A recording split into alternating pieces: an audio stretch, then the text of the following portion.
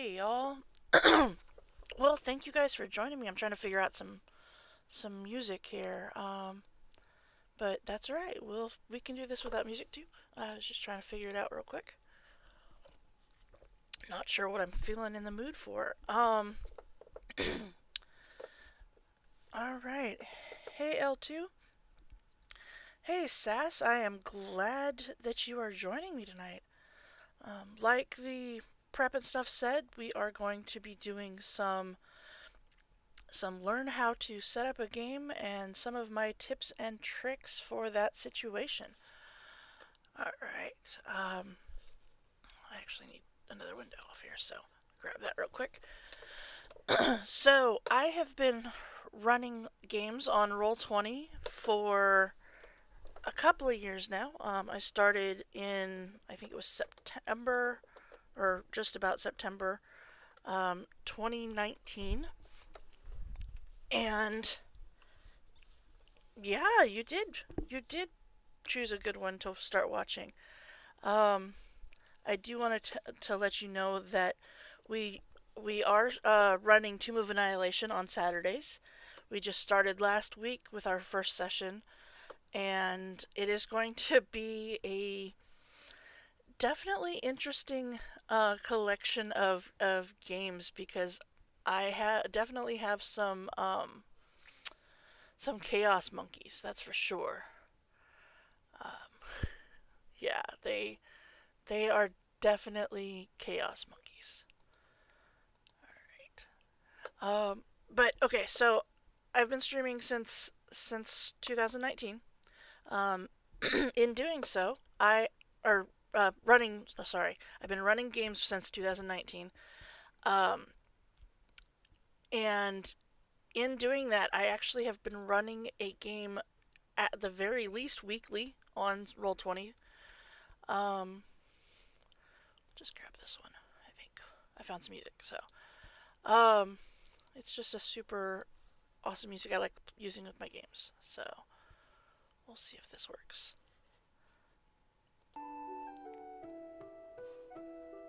There we go. Um, Turn it up a little bit. Okay. In September 2020, I started a game, and it has been, well, I have been running weekly since then. Uh, we took a group of adventurers through the Dragon of Icespire Peak and the follow up adventures, which took us into, I think it was May of 2020. And in January of 2020, I had started another day of the week. And as soon as the pandemic hit, I ended up running even more games on Roll20. I helped our game store bring over some of their D&D games onto online stuff, and then I also ended up running some games for them. I run kids games, and we were running before the pandemic. I was running 3 nights a week in the store, so we brought the kids games onto Roll20, and in doing so, I actually decided, maybe it's time to step up my Roll20 game, and so I started doing some research into what has helped other people, what the advice of other DMs, and that has ended up being really cool because that is where I learned about how to use macros and how to do some of the other random stuff that I will be showing and sharing with you guys. So, first, please feel free to ask any questions that you have. I am definitely here to help. This is what I'm here for. So we're gonna go ahead and I'm going to share with you the very first things that we do here. Let's see. Let's go. Okay, it does. All right. So first things first. When you get into Roll20, you go to your games, and if you're going to start a new one, oh look, you can see some of the games that I run. I run Tomb of Annihilation on Saturdays, Storm King's Thunder on Tuesdays, and Monday one-shots, which I'm running Tomb of Annihilation one-shots with them. My games are Adventure League legal, so this is actually kind of serving a dual purpose because some of my Saturday players are actually in the Monday games, and it's making it be available if they need a backup character for their Saturday game. They've already got one leveling up on Mondays. All right, so if you go to here and you go to create new game, it will bring you to the screen that I was on prior, which is here. Now, if you own any of the modules within Roll20, they will be listed over here. Also, they will give you the ones that that they promote, and then some that from the marketplace that if you want to grab, there are available as well. But what we're going to do is we're going to set up a game that this way, if I decide to randomly run a game, I'm already ready to go. And we're going to, let's see here. Let's see, we're going to go with the Essentials kit here. Dragons of Icespire Peak. Alright. This one is a great module if you are either just starting as a DM or have a group of players that are brand new to D&D. And this is a great module to start with because it has all of, even in person, like I own it in person, the real hard copy of it, as well as the online copy, and it's a great one. It comes with some things to make your life easier as a DM, and it's a great module. So we're gonna put, so now we know what game we're gonna be running. We're gonna put, let's see, DM prep, Dragon of Icespire. Yeah, gotta name the game. Okay. And then if you want to do some tags, you can. I don't necessarily, but we're gonna just, this way it kind of helps if you need to find something. Let's see, let's go DM prep. Alright. If it doesn't already automatically, if you don't choose a module. Oh, nice. Okay. If you don't do a module, you may have to choose your character sheet. Easily enough, they have the D&D 5e on Roll20. I really, really like this sheet. It's super easy to use and drag and drop compatible with the compendium, so you can drag like weapons or magic items or whatever you need from the compendium right onto your character sheet. So yeah, that does that. So it looks like we are ready to go to create this game. All right. So that will bring you to this page, which is you know, the module that you plan to run is pretty dang important. The DMG, honestly, depending on what game you're trying to run, may or may not actually come into play. So, what module are you going to be playing, Sass?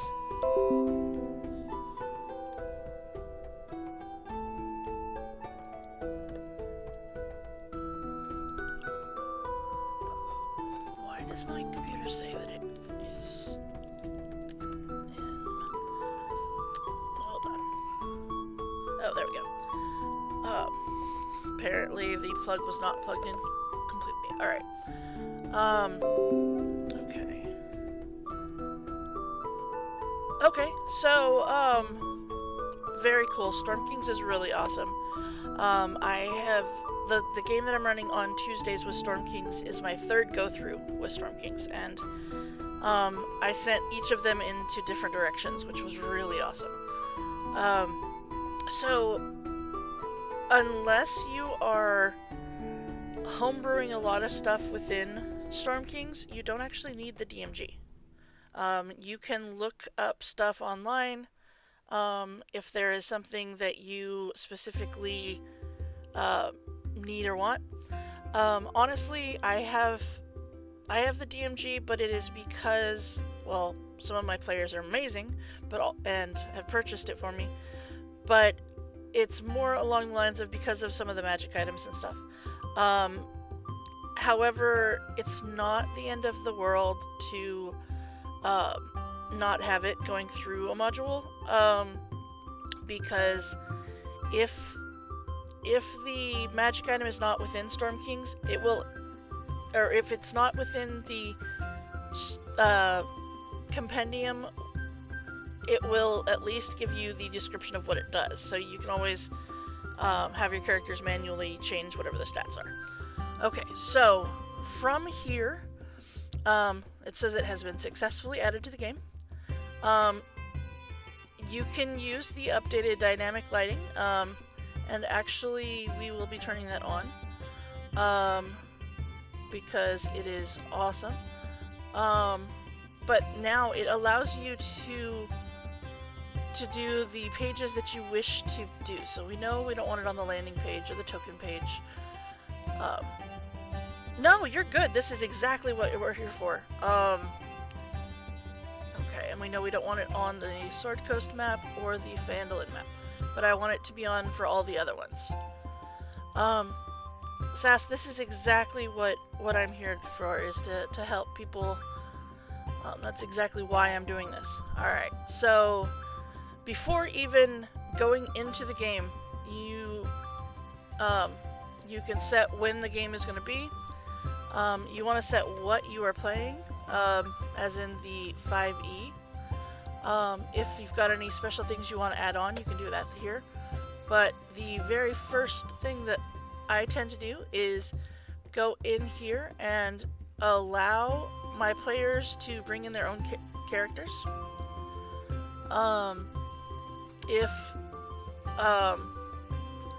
If I have a spot that I want, I can share my compendium with them.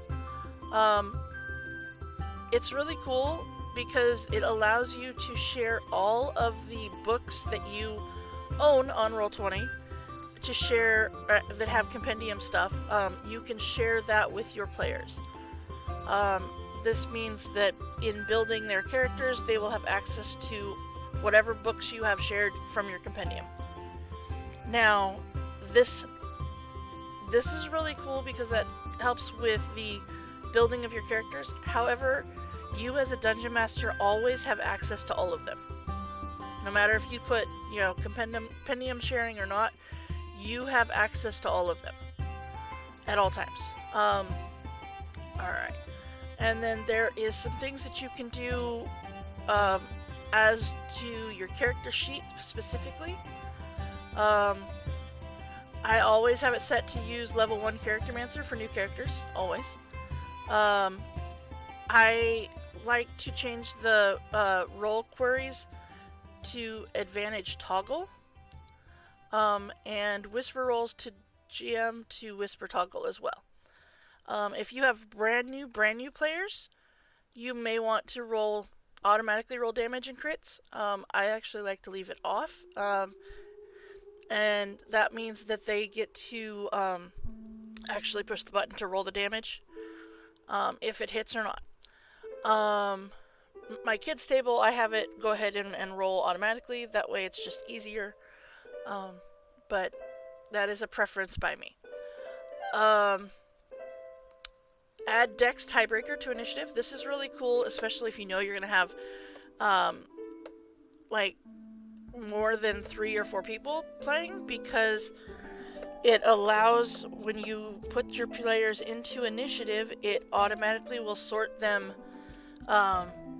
as to who has the higher dex if they have the same initiative number. So if your players both roll 14s for initiative, and one is a rogue and one is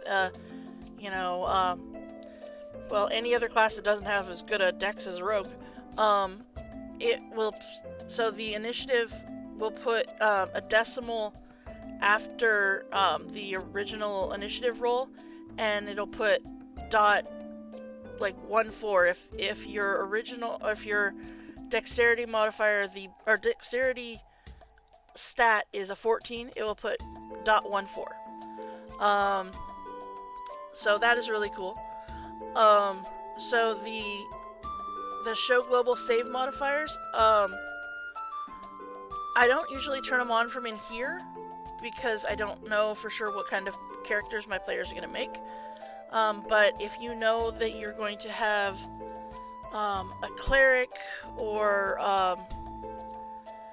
somebody that's going to be casting things like bless or guidance or something like that, you may want to go ahead and click this because it will give you the spot so that instead of having to go and find a die and roll it, it will automatically put it so that you just have to click a check mark when you roll your save, and it will automatically add that d4. Okay. Let's see here. We're gonna turn this on so it makes it has it so that the person who is talking is actually by using the character name. Encumbrance I don't worry about. Inventory is compendium compatible. And if you want, you can hide the NPC names in the roll result card, or you can show it. It is up to you on what you like to do with that. Alright. And so we save that and go back to our game. But this is where we get the things that I do that make my life easier. Even before you go into the game. So we've got, and the caveat to this is that you have to be a pro subscriber. You get the APIs. Now, APIs are really cool because they do make your life that much easier. It really, really does. Okay. And so let's see here. We go in here, and first one that I like to do is I like to just type 5, and that's going to give you 5th edition OGL by Roll20 Companion. This one's really cool because it helps you to do certain things like death save tracking. It ticks off the death save thing when your characters roll a death save, whether it's a success or failure. It automatically puts that little dot in there. It also keeps track of spell tracking, which is awesome. Because I don't know about you, but if I've got more than 1 or 2 casters, I don't necessarily keep track of how many spell slots they have left, but this does that for me.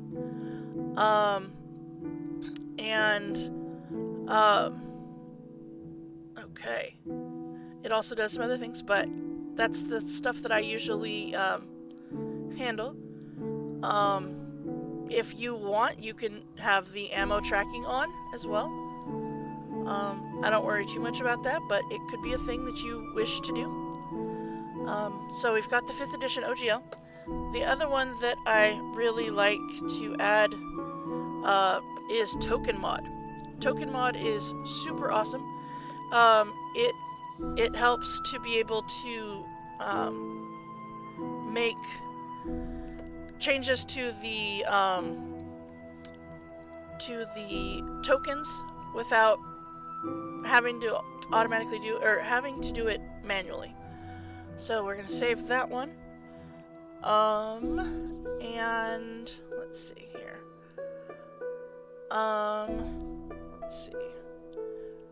Is it? Oh yeah, resting in style. That's what it was. If you do this, it will allow, if you've got like short rest or long rest that you know what's gonna happen,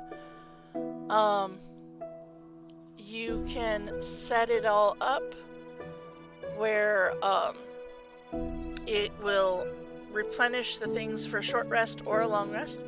It's really cool because if you do it a short rest, it'll be like, hey, you're down points, you should probably roll some hit dice. Or it will replenish, like it'll remind wizards to use Arcane Recovery, or remind your bards to use Song of Rest. And so that's really cool. So I like to add that one as well.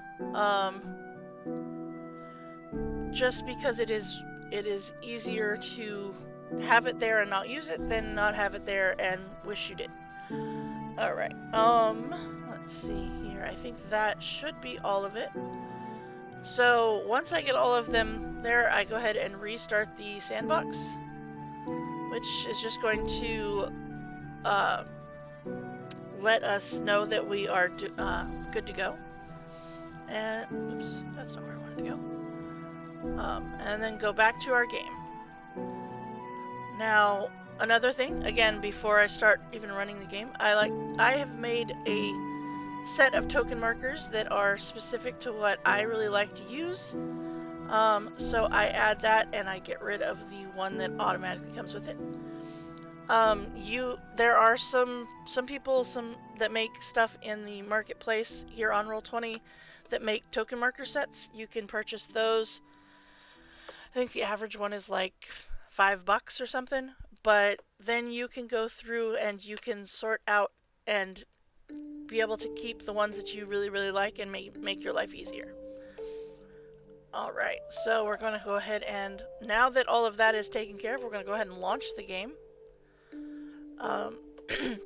And show you some of the things that I automatically do when I first start a game.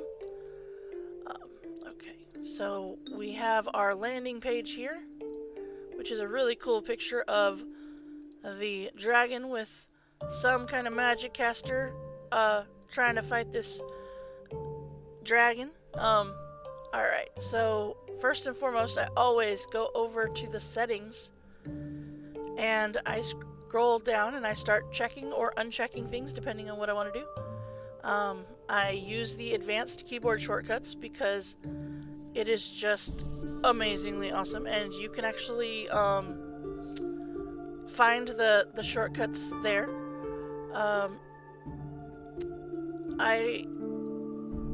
If I'm not streaming, I usually will leave the background chat beep on because then it reminds me to go check chat. I don't use the advanced dice, but you can. You can turn on timestamps if you want. And I use the cursor to zoom, which makes it easier to go in and out, and it is automatically set to pan, which means you're going up and down. Alright. So, player video avatar size, you will see that over here in the corner, I've got my logo and my name showing. Well, if you've got a bunch of those all the way across, that's going to block out part of your map. So I do names only, and it gets rid of the logo part. It just gives you the name, which makes life a lot easier to be able to see the screen. Especially if you are playing on a small screen, because that allows you to see more of the actual map. Alright. Okay. And then we go down to I want to broadcast to others, and we're going to set that to nothing, as well as receive from others nothing, because we're not using the video or the audio through Roll20. I use it through Discord. And once you do that, though, the most important thing to remember is to hit the reconnect button, because that will go ahead and set it to not receive or broadcast anything.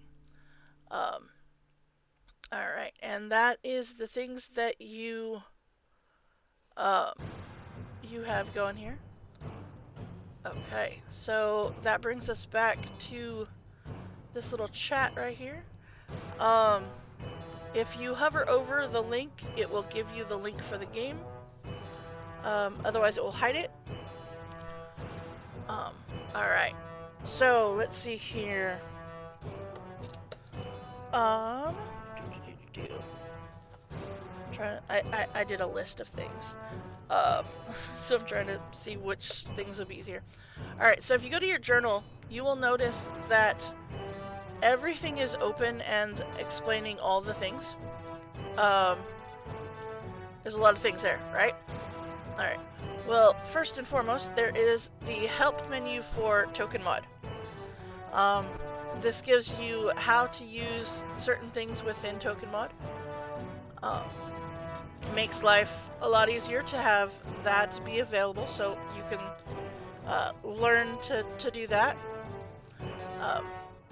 First thing I usually do is I go through and I close down some of the windows, because right now I don't need to have all of those open, and it makes it easier to find exactly what you want if you have them all closed. Alright.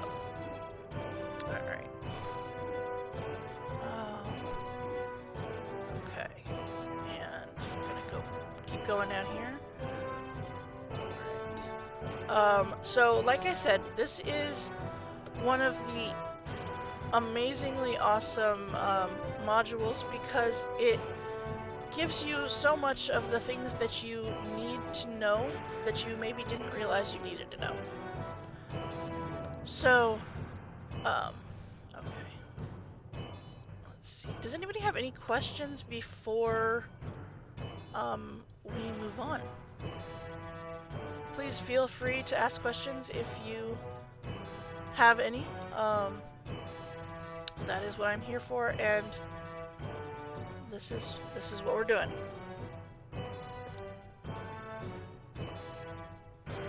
No? Okay. Alright, so then if that is the case, we are going to move on a little bit. Alright. So, of course, start with the start here part. This gives you some of the information on from Roll20, and let's see. So, of course, there's the thank you for purchasing it.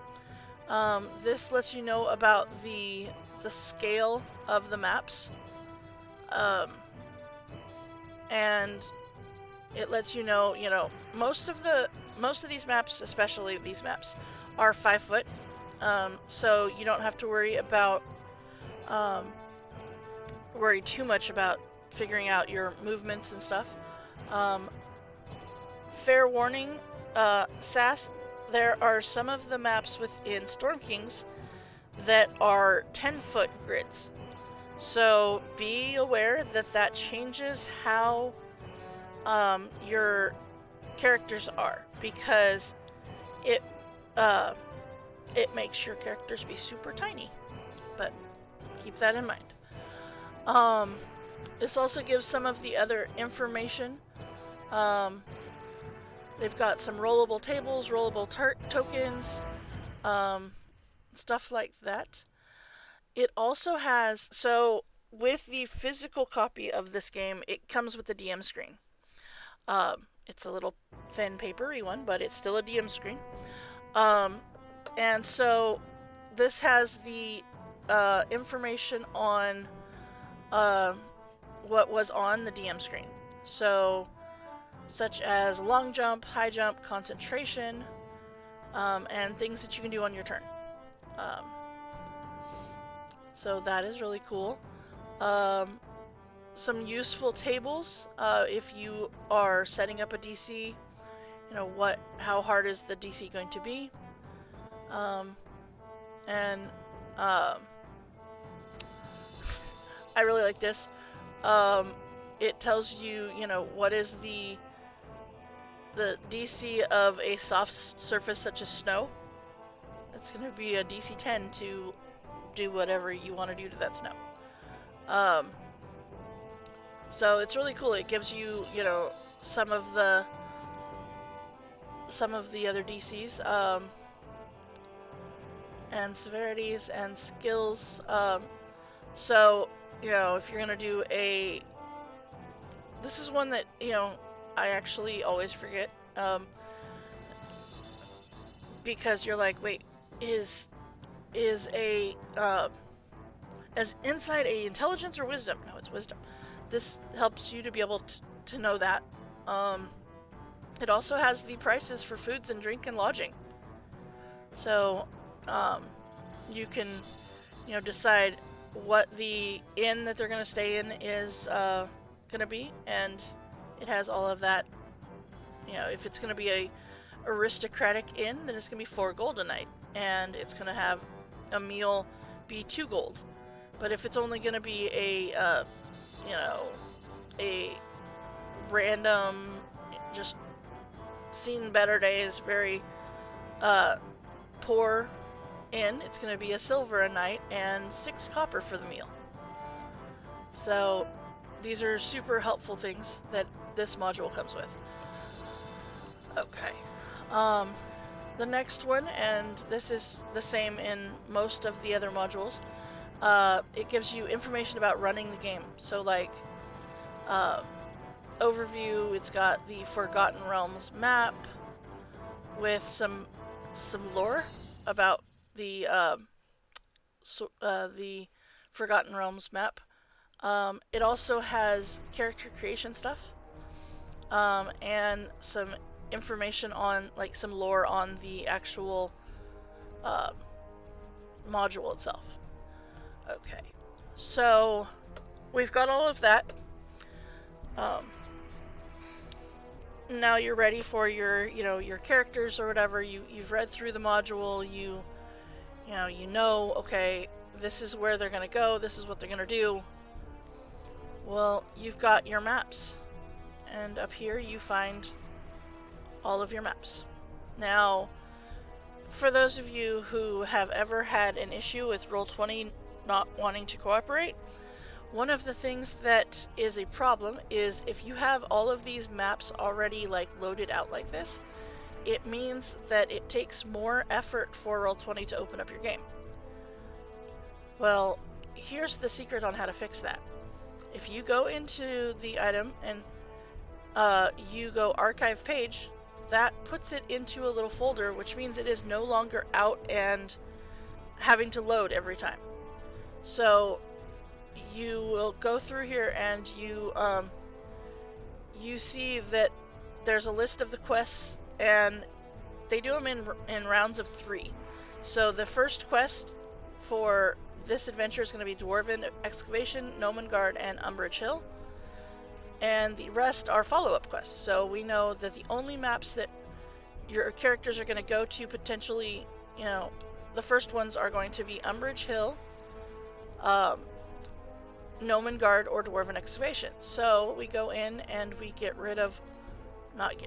we put them into the folder and archive the rest of these maps, because yes, we will get to them, just not within the first, session or whatever. You definitely are not going to Ice Spire Hold anytime soon if you're just starting out playing this. And so this makes it a lot easier. It's less things that Roll20 has to load right from the start, and so it makes it easier on Roll20 to be able to load your pages correctly. Okay. You are going to want to keep the Phandalin and the Sword Coast map out. So they put out all of the NPC tokens so that you can be able to see what they're going to look like, and if you perhaps don't like this token, you can go ahead and change them. But this is what all of the tokens that come with this module look like. Once you've used it, you may not necessarily want to have it loading, so go ahead and archive that. Now, if you're on session 2 and they've already completed, you have to complete 2 of the 3 quests to move on. Say they've completed these 2 and you need to bring the next set in. All you do is go to the archive and click restore, and it will bring it back up for you to be able to access it. Alright. Now, let's see here. Let's see. Bringing in a character. We've got... It's really easy to make a character on Roll20. You go to add a character sheet. We're gonna give them a name. We're gonna say this is... let's see here.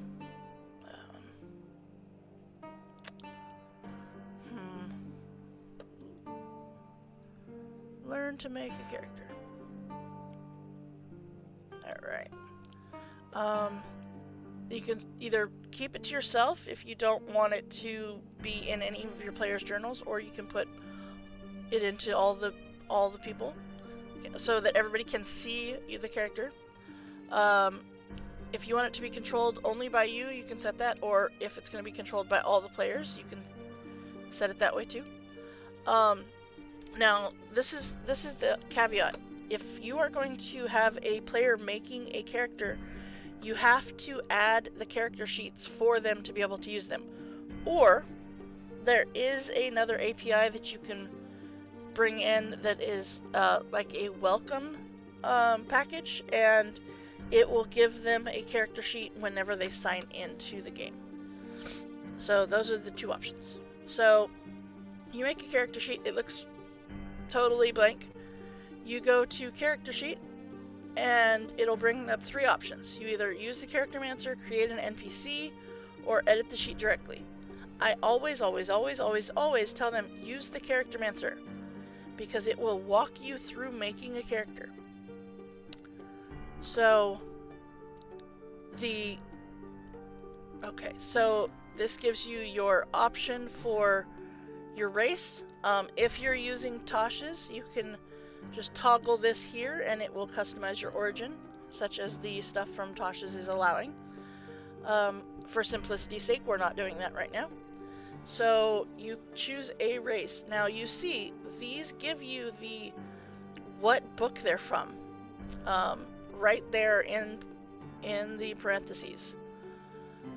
It lets you know that which game it's from. Let's see, what kind of character do we want to make today? So if you're playing Adventure League and it is PHB +1 for your character, then you may need to, if you know you're going to be choosing something class-wise from a different book other than the PHB, you know you're going to have to choose a PHB character race. Let's see, let's make a half-orc. Why not? Now this will tell you, your ability scores increase the strength 2, con 1. You choose your alignment. For simplicity's sake, let's say he is neutral. Okay. This tells you what your size is, speed, your skill proficiencies, your languages. Tells you you've got dark vision, relentless endurance, and savage attack. So that is all the things we choose there. We move on to the class. Anybody got an idea of what class we should use?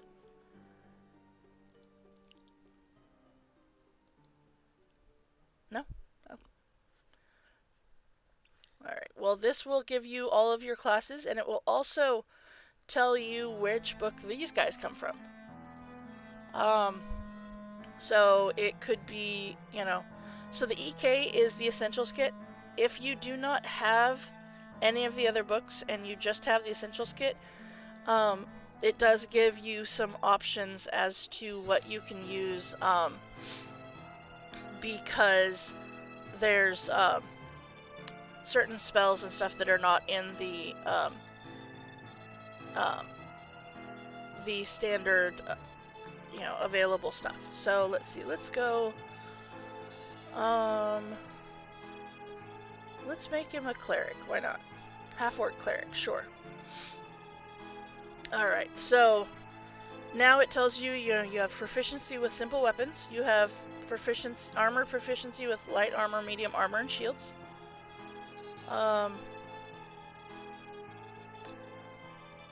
Okay. And you get to choose your skill proficiencies. We're going to give him medicine because he is a, cleric. And, let's let him be insightful. Why not?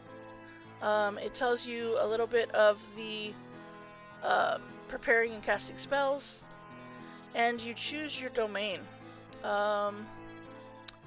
Let's see, what domain do we want to be?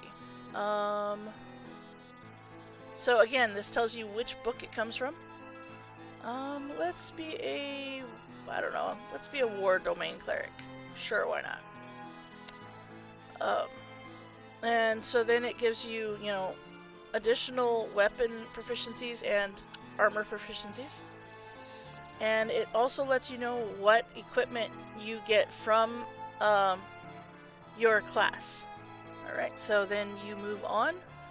And this is where you choose your ability scores. So it's either standard array, roll for stats, or point by.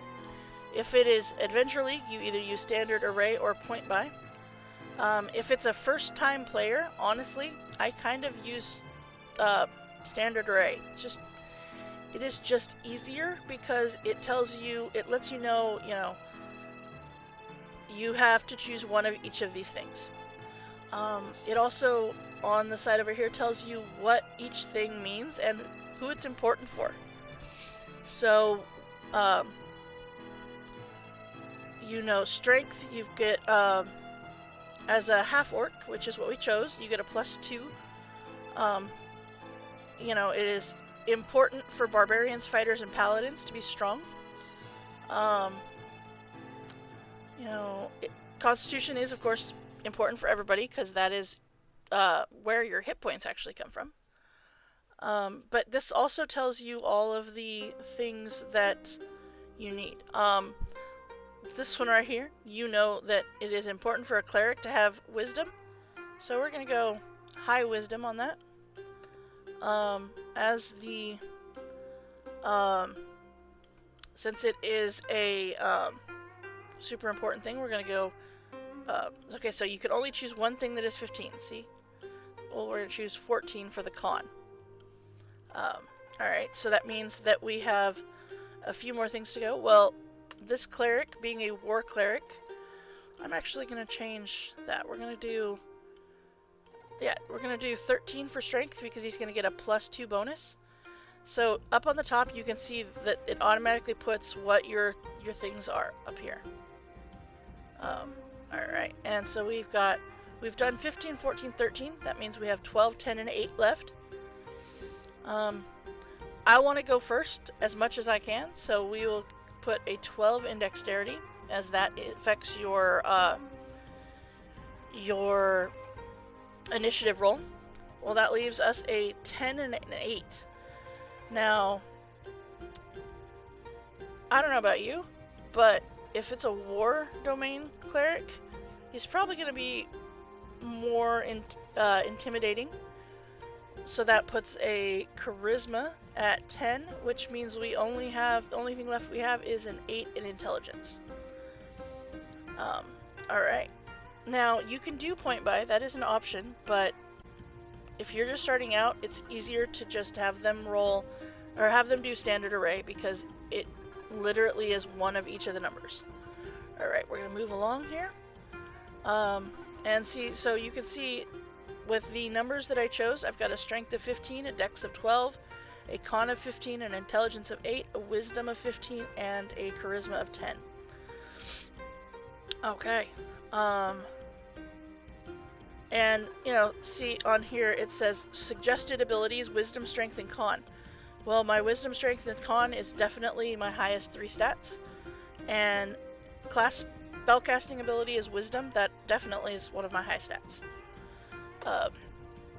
That allows you to have a better bonus on your spellcasting, to hit, or your spell save is higher as well.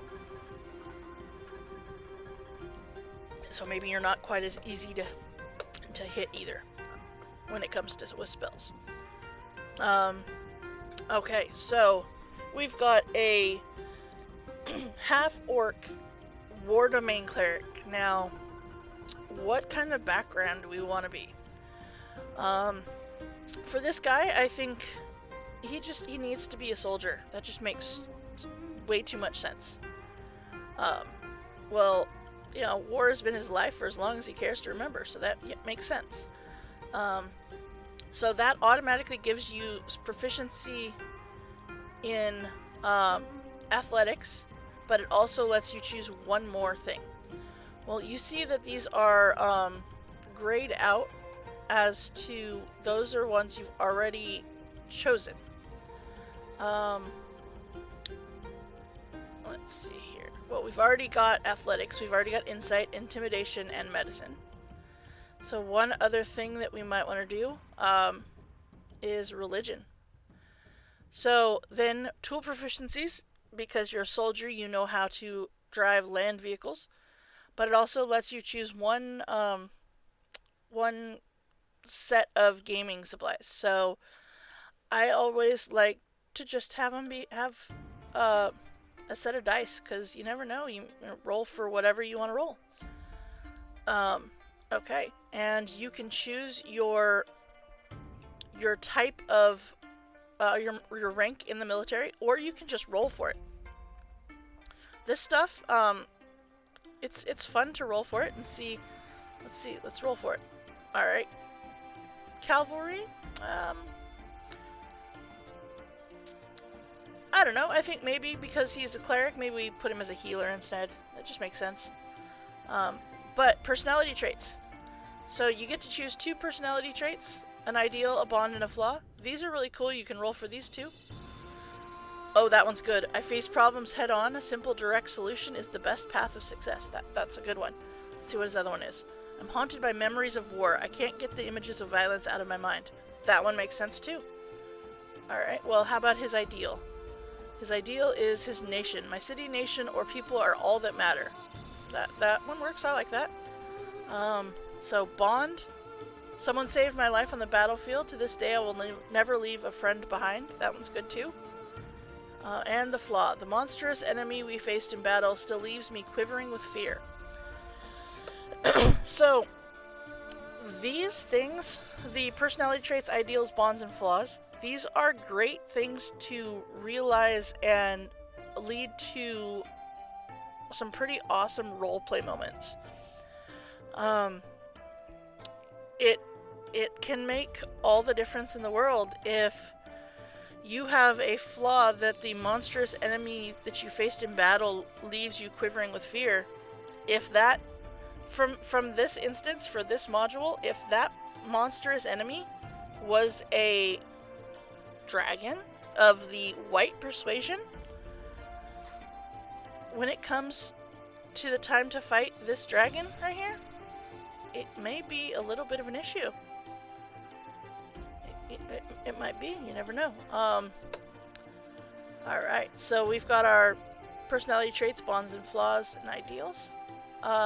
So then we go to our equipment. Alright, I always start with the class equipment. It just makes sense. So we've got a mace or a warhammer. Let's go a mace, why not? We've got scale mail, leather armor, or chainmail if we're proficient. We are proficient with chainmail, so give us all of the AC. A light crossbow and crossbow bolts, or any other simple weapon. I really like the crossbow bolts, and that way it does give you at least some ranged weapons in case you need them. And a priest pack or explorer's pack. Well, to be perfectly honest, if you're an adventurer, even if you are a cleric or whatever, I like to go explorer's pack because it gives you more items that can be extremely useful. Alright, so remember how I said we were proficient with the dice set? Well, then you choose the dice set and you actually get to take it with you. Alright. Now we get to spellcasting. So, with War Domain, you get to have 3 cantrips. So, these are awesome. We're going to go with my wife's favorite, which is Toll the Dead. And what's really cool is it actually gives you the the spell here so you can see if that's something that you even would want to use as your character. We're going to use Spare the Dying, of course.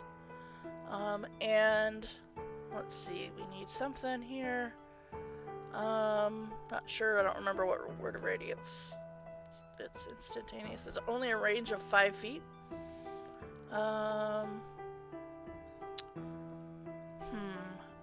Either that or... No, we're gonna go with Sacred Flame. Give it at least one spell that is ranged damage spell. Alright, well then we get War Domain. You get 3 spells above the Divine Favor and Shield of Faith. Let's see. We're gonna do Healing Word, of course. We're gonna do Bless. And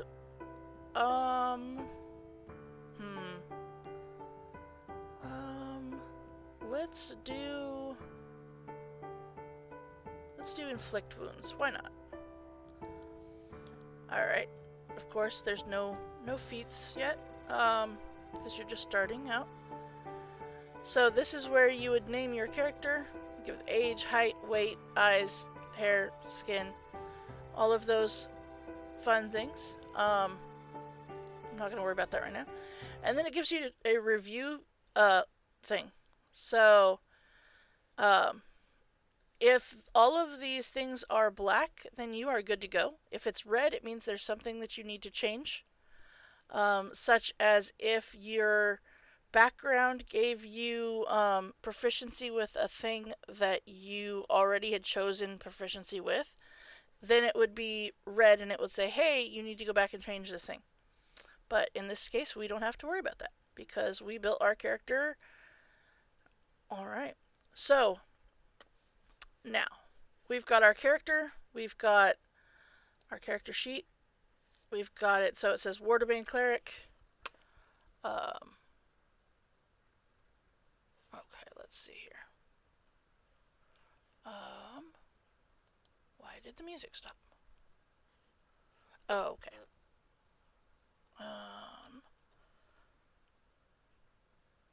I think the music stopped because I forgot to loop it. Alright, let's see here. Yep, that's what happened. Okay. All better. Okay, so we've got our character sheet. We show that he's a healer, soldier, neutral background, half-orc race. Now, you can see on this character sheet that it's got advantage, disadvantage, normal, and then public and GM. Those are the 2 things that I set before we even came into the game. This is rolling at, let's see. It is advantage toggle and whisper toggle, which means that if you want to only roll for the GM to see, you can set it to there. Or if you want it public, you can set it there. Normal would roll a single die. Advantage will roll the 2 and highlight the number on the highest. Disadvantage, roll 2 and the highlight the lower. So, okay, we've got our character sheet. Now, one of my favorite things about this character sheet is that almost everything is clickable. So you will see that, yes, your weapon attacks and stuff are clickable, but so are a lot of other things. If you need to roll a death save, all you have to do, instead of going and rolling a d20, is you click on the word death save, and it will automatically roll it. And as you see, I told you that it keeps track of death saves. It says I succeeded in 1, and it automatically puts the red dot up in that. Not sure why the wording's off over here, but that's alright. The character sheet already has it set where it has the blue check marks in your saving throws and skills are the ones that you are proficient with, so it adds your proficiency bonus. So you're going along, your DM says, I want you to make a strength save. Okay, so you go to your saving throws and you do a strength save. You just click on the word strength in the saving throws. Well, if you are doing a strength check, not a save, you go and you click on the word strength in the regular stats, and that is just a strength check. Now, it works just the same on these skills over here, the athletics, and it shows you what stat the skill is coming from. This one happens to be strength. If you do athletics, it will roll the athletics check for you. So these are 3 items, 3 ways to roll something that is strength based, depending on what exactly your DM needs. Okay, so we've got, and that's the other thing, if you hover over it, it will show you what you rolled. So this one is a d20 plus 2, which is your proficiency, plus 2, which is your strength. So 15 plus 4 gets us a 19. Okay. Now, you also have your armor and languages and weapons that you are proficient in. So if you click on those, it will show that you are proficient with whatever that is. Okay. And if you, this is your equipment list. That is stuff that you can change the names of, or the amount of them that you're carrying, or whatever. Right here is your amount of money. Over here in features and traits, these are really cool. You can, in fact, post them into the chat, or if you just click on them, it will drop a little information box down, and you can read what it does. Okay. Such as relentless endurance or savage attacks. Alright. So, it is your turn. You are going to roll to say you're going to hit with your mace. So you click on the word mace, and it will roll a natural 20 apparently, because that's how this works. It will roll right into chat. So we had set it so that it would not automatically roll damage, which means you need to roll the damage for it. This is where Roll20 is really, really nice, because all you have to do is click on the word mace in the chat window, and it will roll your damage. And because this is a crit, which is green, is how you know that it is a natural 20. If it was red, you know it would be a natural 1. Anything between that is just a regular roll.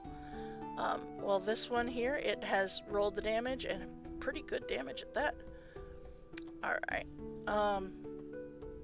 The same with a Sacred Flame. It tells you what the DC is and what type it is, and you have, if they do not make the save, they take 7 points of damage.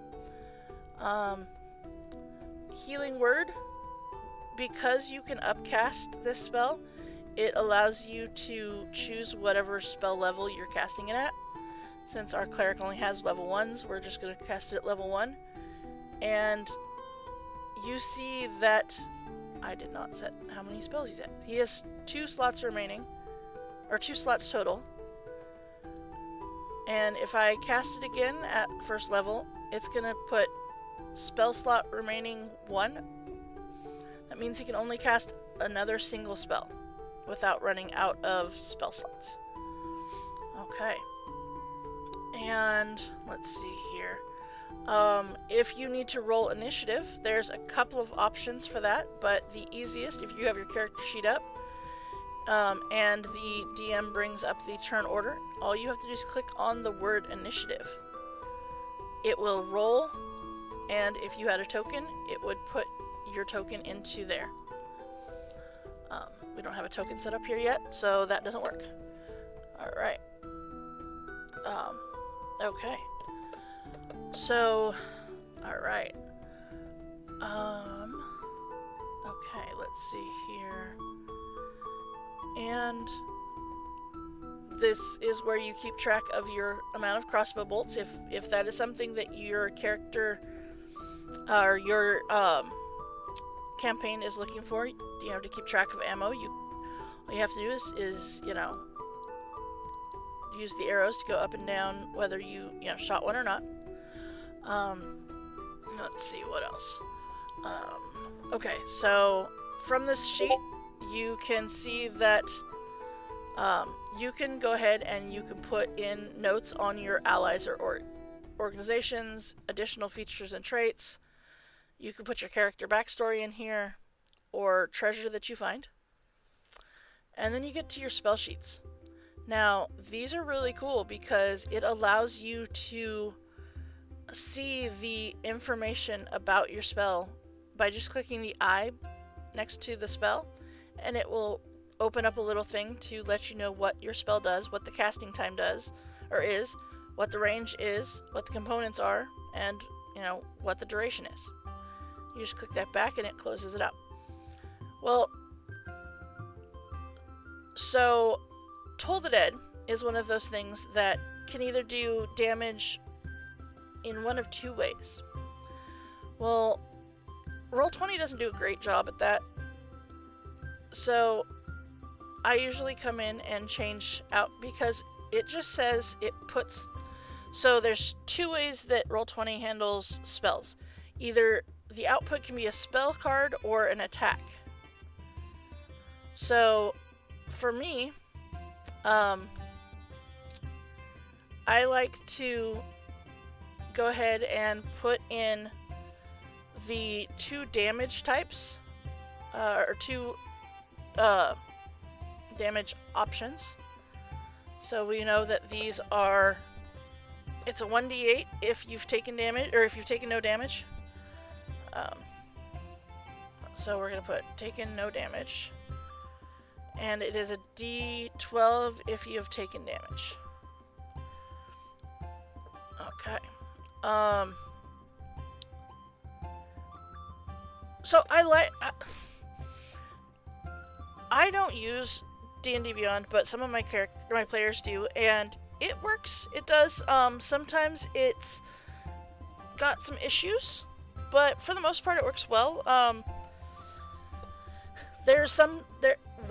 What I do is I go ahead and still make a character sheet for my player, so that the token is linked to that character sheet, and I just make sure that on their bio page, right here, that they, well, it's not necessarily only useful then, because I've got players that use it and some that don't. I just make sure that they have their link in the bio and info page, but I still make them have a character sheet in Roll20 because that is where the token is linked to, and that way they can still change their hit points and stuff on the token, which we will get to at a later date. Okay, so with Toll the Dead, we've got okay, so we know that the it is, okay, let's see here. It is a saving throw of wisdom with the effects of no damage if they succeed. So let me show you the difference here. A spell card, when put into chat, is just going to be that. If you do an attack, it is going to look like this. So this allows, and I really like doing, especially Toll the Dead, both damage options. And Evil Andy, this is where the difference is on D&D Beyond versus Roll20. With Toll the Dead, if you cast it from D&D Beyond, it asks you, has this person taken damage or not? Well, that means that you have to ask the DM if they've taken damage or not, and if you don't know if they have or not, this could be a problem. With Roll20, you roll this, and I'm like, okay, alright, he's going to take some damage. Now, you don't know necessarily if he's taken damage before, or he's at full health, but now you know he's damaged. So, you may have a NPC that has full health when they first start and somebody casts Toll the Dead. Well, then you're going to use the first number. But say that guy's already taken damage before your party even gets there. He's not at full health anymore. Well, then he's going to take the second number. So it works. But all you have to do there is click on the little cog wheel that is right next to within the spell to change these things. Okay. And with a cleric or any spellcaster that needs to keep track of their prepared spells, that is what these little bubbles are over here. So you may want, your characters or your players can keep track of which ones are prepared and which ones are not. Now, one of the things that some of my players have done, and I think is really cool, is if you open up another one and you do not put anything there, you could separate the spells that you get from your class versus the ones that you normally have. So, we could put class. Oops. Let's do name. So, class spells. This is extremely useful when with like clerics or whatever, because your class spells do not count against your spells that you know. Alright. So that works out. Okay.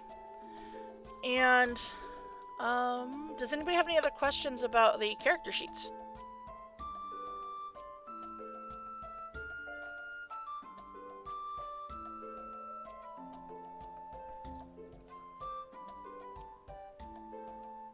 So on this page, it also gives you what your spell save DC is and what your attack bonus is as well. But Roll20 does that for you, so it's all good. Okay. Well, if there is no other questions for today, I'm actually going to call it there. I didn't get to spend as much time as I had hoped on this today, because real life kind of got in the way, but I gotta go figure out dinner, and we have some Critical Role gonna happen, so gotta get ready for this. Alright. So I appreciate you guys joining me today, and I hope that I have possibly taught you a little bit of stuff. If you have not already, please hit the follow button, as there will be continued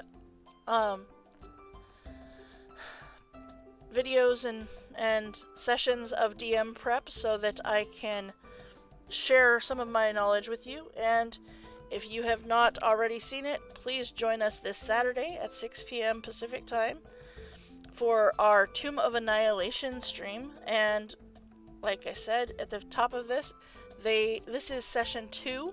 They have just made it to Chult, and this Saturday there will be some dinosaur races. They will venture into the jungle, perhaps. Who knows? But the only thing I guarantee is there's going to be a whole lot of nonsense and chaotic monkeyness, as they refer to themselves, as well as some dino races. So, thank you guys for joining me, and I hope that you have a wonderful day. We're actually going to go ahead and, if I gotta bring it up here, we're going to jump over to, I did not run it, I've never run Tomb of Annihilation, before. I have run, the Dragon of Icespire and those kind of things, at Squirrel, but I have not run Tomb of Annihilation before. This is my first time for doing that, and it's gonna be It's gonna be fun. I guarantee that. I'm having a blast with it. I've got a great group of players. It's gonna be awesome. So, all right. Well, one of the reasons I've been doing this prep was for Mother of Jedi. So we're gonna go ahead and jump over to raid her. If you have not already been following Mother of Jedi, she is an amazing human who has, well, at least I think she's human. But no, she's an amazing other dungeon master, and she's currently playing The Outer Worlds, which was a fun one to watch her yesterday. So we are going to go ahead and jump over there, and I will be back with some more DM prep as we go, and try to get as much of this information shared with you as I can. So everybody have a great day, and we're going to jump over to Mother of Jedi. Okay, here we go.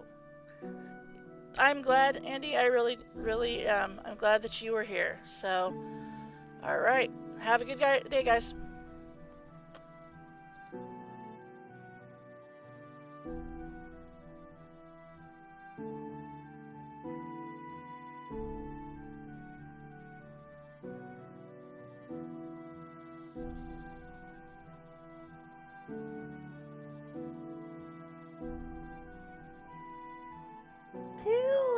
Hello, Evil Andy. How are you guys?